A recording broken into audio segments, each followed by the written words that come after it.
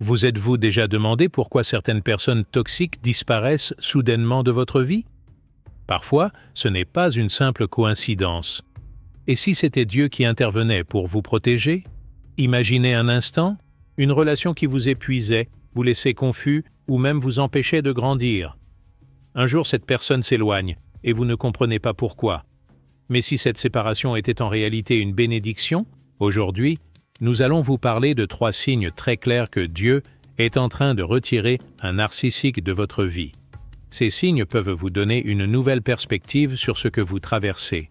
Peut-être même qu'ils vous apporteront la paix que vous recherchez depuis si longtemps. Restez bien jusqu'à la fin. Ces signes sont là pour vous aider à ouvrir les yeux, mais surtout à mieux comprendre le plan de Dieu pour votre vie. Et en passant, si vous appréciez ce genre de contenu, n'oubliez pas de liker la vidéo, de la commenter, de la partager avec quelqu'un qui pourrait en avoir besoin et de vous abonner à notre chaîne. Chaque geste compte pour nous aider à continuer à vous accompagner. Premier signe, un éloignement spirituel.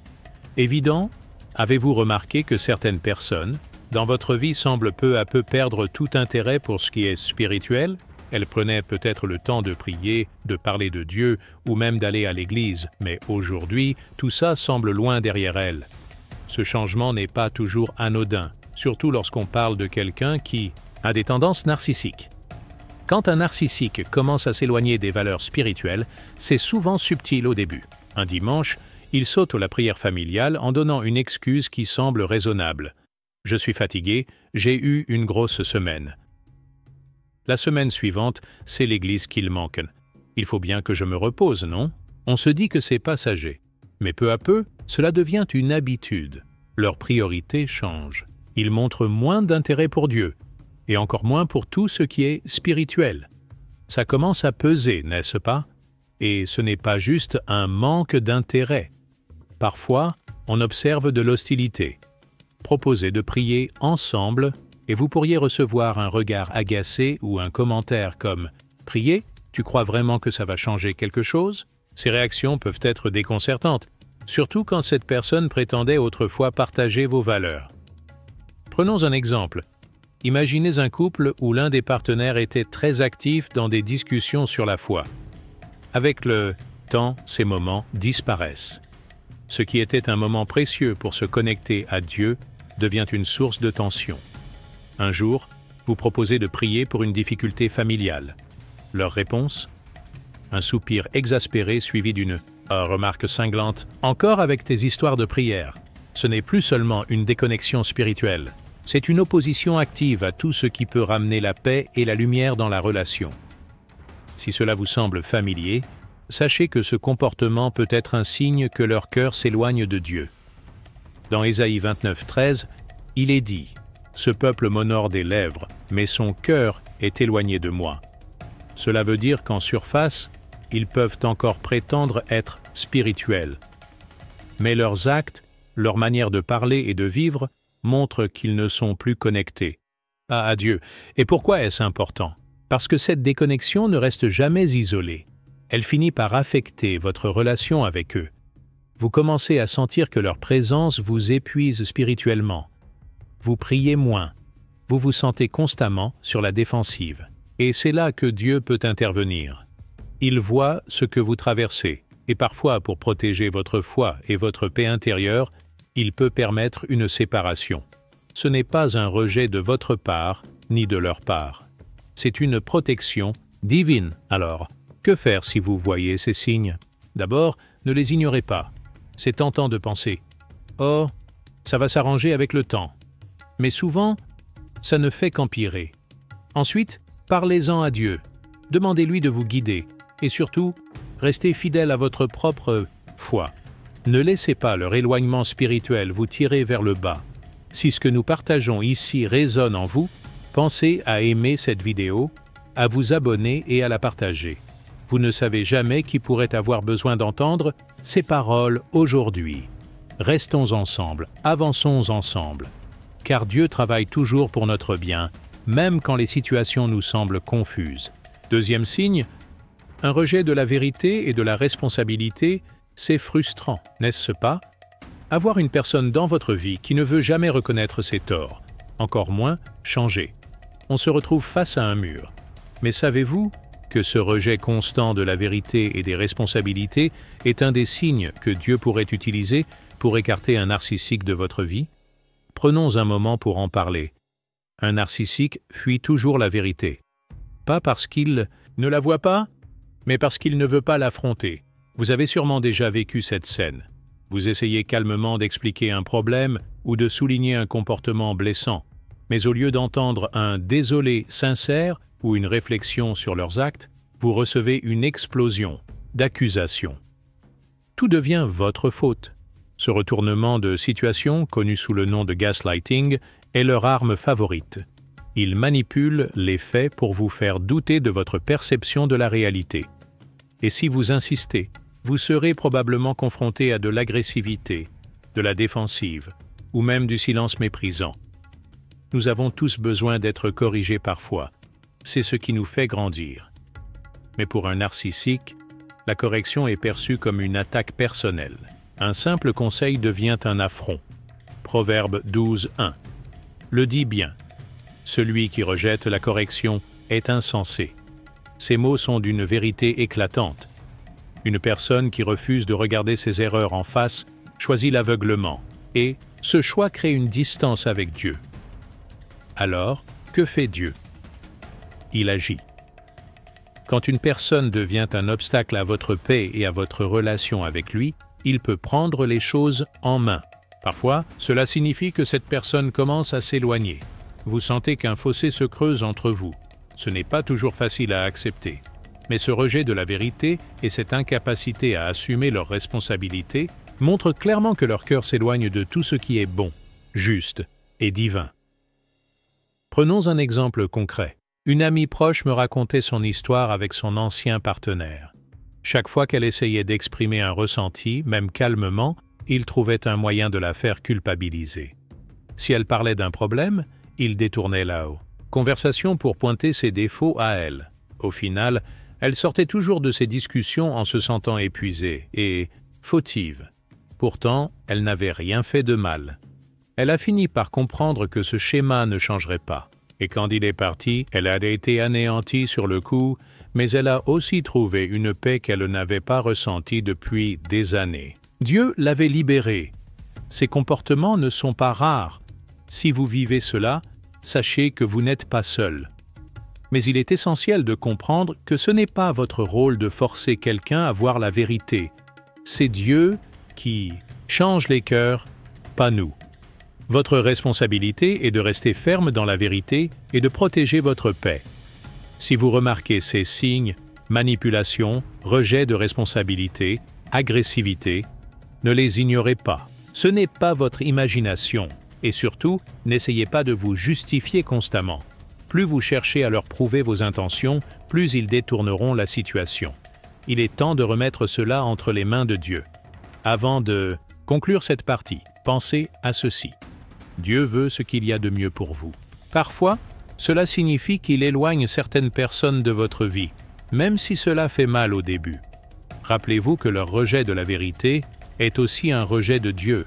C'est lui qui peut les toucher, pas vous. Enfin, si ce que nous partageons vous parle, pensez à aimer cette vidéo, à vous abonner et à la partager avec quelqu'un qui en a besoin. Votre soutien nous aide à continuer. Troisième signe. Un cœur endurci, c'est ce moment où une personne devient insensible, froide et semble totalement déconnectée de vous. Vous avez peut-être remarqué des changements dans leur comportement.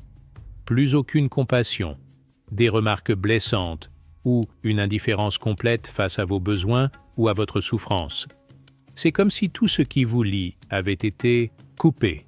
Par exemple, vous partagez un moment de douleur ou de joie, et au lieu d'un soutien ou d'une réaction, il vous ignore ou minimise vos émotions en disant « tu en fais trop ». Ce genre de comportement peut vous laisser épuisé et vidé, comme si votre valeur n'était plus reconnue. Certains signes ne trompent pas. D'abord, il y a une absence totale de compassion. Peu importe ce que vous traversez, ils ne réagissent pas, ou, pire, ils tournent cela à leur avantage. Ensuite, leur indifférence devient flagrante. Vos besoins, qu'ils soient émotionnels ou matériels, ne comptent tout simplement pas. Enfin, on observe des comportements destructeurs. Cela peut être des critiques constantes, des sabotages de vos efforts, ou même des paroles qui détruisent votre confiance. Imaginez, vous leur parlez d'un projet qui vous tient à cœur, et ils répondent en se moquant ou en disant que cela ne sert à rien. Au fil du temps, ce type d'attitude peut vraiment vous briser. Mais que signifie un cœur endurci? Ce n'est pas juste un manque d'empathie. Cela montre qu'une personne a fermé son cœur à Dieu et à vous. Romains 1, 28 nous dit « Dieu les a livrés à leur intelligence déréglée ». Cela veut dire qu'à force de rejeter les principes divins, de faire preuve d'égoïsme ou de manipulation, cette personne s'enfonce dans ses choix. Et parfois, Dieu les laisse aller dans cette direction. Pas par cruauté, mais pour vous protéger. Quand il éloigne quelqu'un de votre vie, c'est souvent parce qu'il voit des choses que vous ne pouvez pas voir. Peut-être que cette personne, avec son cœur durci, allait causer des dégâts encore plus grands dans votre vie, et Dieu a choisi d'intervenir. Cela ne veut pas dire que tout est parfait de votre côté. Parfois, Dieu permet ces situations pour nous apprendre quelque chose. Peut-être voulez-vous sauver cette relation à tout prix, pensant que cela prouve votre valeur. Mais Dieu veut vous rappeler que votre valeur vient de lui, et non de l'approbation ou de l'amour d'une personne toxique. Il vous aime trop pour vous laisser rester dans une relation qui vous détruit. Alors que faire quand on fait face à un cœur endurci? La première réaction, c'est souvent de vouloir convaincre l'autre, de penser « si je trouve les bons mots, ils vont changer ». Mais soyons honnêtes, ce n'est pas votre rôle. Vous ne pouvez pas changer un cœur. Durci, seul Dieu le peut, et seulement si cette personne choisit de se tourner vers lui. Votre rôle, c'est de vous protéger. Cela ne veut pas dire devenir dur vous-même, mais mettre des limites claires. Vous avez le droit de prendre de la distance, de protéger votre paix. Ce n'est pas égoïste, c'est nécessaire. Un exemple que beaucoup connaissent. Vous faites tout pour aider cette personne, pour maintenir la relation. Mais chaque effort est ignoré, ou pire, utilisé contre vous. À un moment, il faut comprendre que Dieu vous appelle à lâcher prise. Ce n'est pas un rejet, c'est une protection. Si vous êtes dans cette situation, sachez que Dieu vous voit. Il connaît votre douleur, vos doutes, et il agit dans votre vie, même si c'est difficile à comprendre pour l'instant. Romains 8, 28 nous rappelle que toute chose concourt au bien de ceux qui aiment Dieu. Si cette personne est en train de sortir de votre vie, c'est peut-être pour faire de la place à quelque chose de bien meilleur. Si cette vidéo vous parle, dites-le nous dans les commentaires. Partagez votre histoire. Nous savons que ces situations sont difficiles, mais vous n'êtes pas seul. Si vous pensez que ce message peut aider quelqu'un, partagez cette vidéo, aimez-la, et abonnez-vous pour recevoir plus de contenu comme celui-ci. Dieu agit, il vous protège et il a un plan pour vous. Ne perdez pas espoir, vous êtes vu, aimé et soutenu par lui. Alors, que faire? Quand une personne toxique quitte votre vie, c'est souvent difficile à accepter. On se demande pourquoi, on culpabilise, on cherche à comprendre. Mais si nous voyons les choses autrement, et si cette perte était en réalité un acte de protection divine? Oui, ce n'est pas un rejet, c'est Dieu qui agit pour vous protéger. Parfois, nous avons tellement peur de perdre quelqu'un que nous ne réalisons pas à quel point cette relation nous fait du mal. Imaginez quelqu'un qui reste dans une maison en feu parce qu'il est attaché aux souvenirs qu'elle contient. Mais le feu détruit tout et cette personne risque sa vie. Quand Dieu retire un narcissique de votre vie, c'est comme si quelqu'un venait vous tirer hors des flammes. Ce n'est pas agréable sur le moment, mais c'est vital. Nous devons accepter cette vérité. Dieu ne nous prive pas, il nous libère. Ce temps où vous êtes séparés de cette personne, voyez-le comme une opportunité. Une opportunité de vous rapprocher de Dieu, de retrouver votre paix intérieure et de vous concentrer sur ce qui compte vraiment, votre bien-être spirituel et émotionnel. Si cela vous parle, dites-le dans les commentaires. Une fois que vous avez accepté que cette personne n'est plus dans votre vie pour une bonne raison, Il est essentiel de poser des limites claires. C'est peut-être difficile, mais c'est nécessaire. Pourquoi? Parce que sans limite, vous risquez de retomber dans les mêmes schémas toxiques. Quand une personne narcissique voit que vous essayez de vous éloigner, elle peut revenir sous prétexte de s'excuser ou de vouloir arranger les choses. C'est souvent une stratégie pour regagner du contrôle. C'est là que les limites entrent en jeu. Vous avez le droit de dire non. Vous avez le droit de choisir votre paix plutôt que leur drame. Et surtout, vous n'avez pas à vous sentir coupable de protéger votre santé mentale et spirituelle. Prenez un moment pour réfléchir. Quelles limites pourriez-vous mettre en place aujourd'hui pour préserver votre tranquillité? Cela peut être de ne plus répondre à leurs messages, d'éviter les confrontations inutiles ou même de couper complètement les contacts si nécessaire. Rappelez-vous, dire non à ce qui vous détruit, c'est dire oui à ce qui vous construit. C'est peut-être la partie la plus difficile. On veut souvent que l'autre change. On pense qu'avec assez de patience ou d'amour, on pourrait les aider à devenir meilleurs. Mais soyons honnêtes, vous ne pouvez pas changer quelqu'un. Seul Dieu peut transformer un cœur. Votre rôle? Priez pour eux.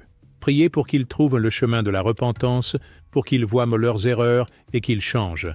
Mais en même temps, avancez. Vous ne pouvez pas attendre éternellement qu'ils deviennent la personne que vous espérez. C'est entre eux et Dieu maintenant. Imaginez un bateau qui coule. Si vous restez à bord en espérant que quelqu'un d'autre vienne réparer le navire, vous allez couler avec lui. Mais si vous sautez et laissez Dieu vous emmener sur un bateau plus sûr, vous survivrez. Alors, priez pour eux, oui, mais ne restez pas bloqués dans l'attente. Votre vie continue, et Dieu a encore beaucoup de choses en réserve pour vous.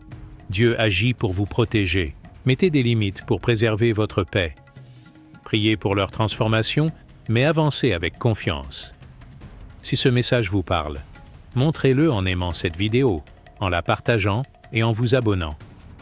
Votre soutien nous aide à continuer à créer ce type de contenu. Rappelez-vous, tout ce que vous traversez, Dieu peut l'utiliser pour votre bien. Restons forts et confiants. À présent, faisons un petit récapitulatif ensemble. On a vu 3 signes clairs qui montrent que Dieu peut être en train d'éloigner un narcissique de votre vie. D'abord, il y a l'éloignement spirituel. Cette personne commence à s'éloigner de tout ce qui a trait à Dieu, à ignorer les discussions spirituelles, ou même à devenir hostile à tout ce qui touche à la foi. Ensuite, il y a le rejet de la vérité et de la responsabilité. Vous voyez bien qu'ils fuient leur tort, qu'ils manipulent, qu'ils font tout pour éviter de faire face à leurs actions.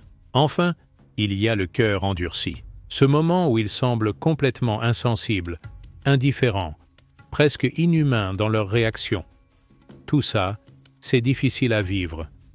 On le sait. On peut même se demander « Pourquoi ça m'arrive à moi?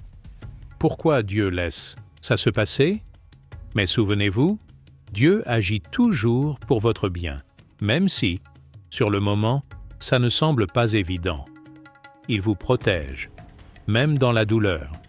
Il travaille à votre paix, à votre restauration et peut-être même à votre renaissance spirituelle. Alors, si cette vidéo vous a parlé, si elle vous a aidé à voir les choses sous un autre angle, prenez une seconde pour liker. Ça nous aide beaucoup à continuer. Et si ce n'est pas déjà fait, abonnez-vous à la chaîne pour ne pas manquer nos prochaines vidéos. Partagez cette vidéo avec quelqu'un qui pourrait en avoir besoin. Et surtout, laissez un commentaire. Dites-nous ce que vous avez ressenti, ou si vous avez vu ces signes dans votre propre vie. Merci d'avoir passé ce moment avec nous. Prenez soin de vous et rappelez-vous, avec Dieu, tout est possible. On se retrouve très vite.